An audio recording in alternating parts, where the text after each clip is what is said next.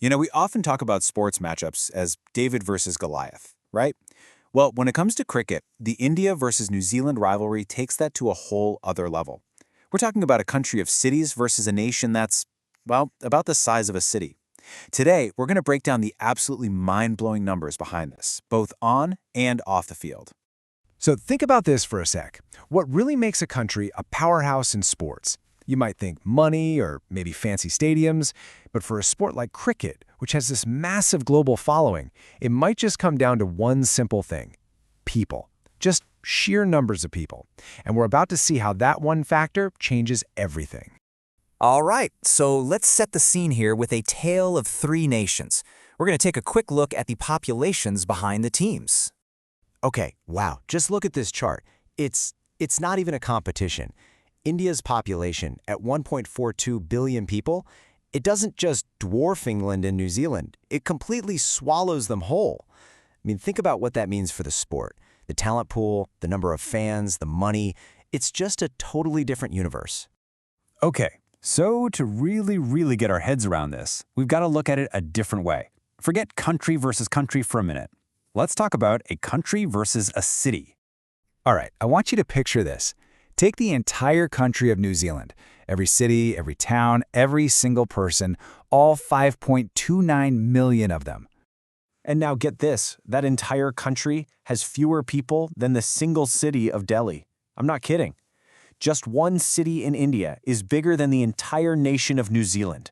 That's just wild. And this chart just drives the point home. Look at Delhi, 35.5 million people. That's more than 6 times the population of New Zealand.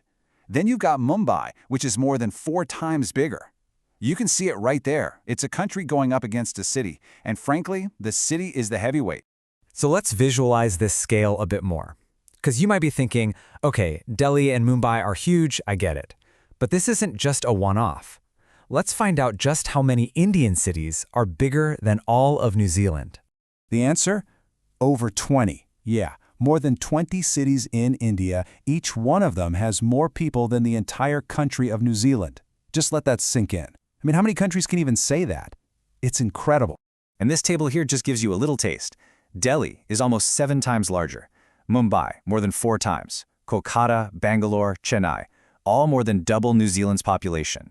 And what's really crazy to me is that you get all the way down to Pune, the 8th biggest city, and it's still bigger. It's only when you get to number 9, Surat, that you finally find an Indian city that's smaller.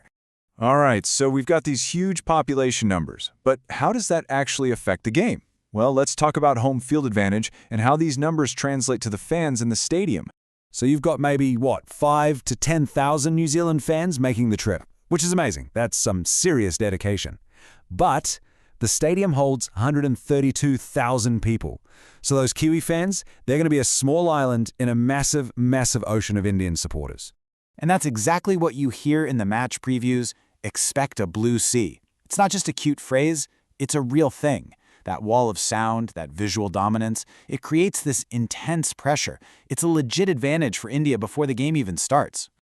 Okay, so the numbers are overwhelming. But does that automatically mean a win for India? Is cricket just a numbers game, or is there more to it? Let's take a look at some other stats, the ones that happen on the field. And when you look at the tail of the tape, well, on paper, it seems to back it up. India's batting strike rate is higher. Basically, they score faster. Their bowling economy is better, meaning they're tougher to score against. And even this fighting spirit metric, which is kind of subjective, I know, but still, India has the edge there too. So it's not just population, the performance stats point in their favor as well.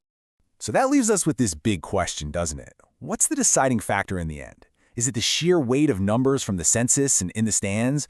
Or is it all about what those 11 players do on the field in the moment? The data tells a story of incredible scale for sure. But, sports, they have a funny way of ignoring the script. It makes you wonder what really wins the game.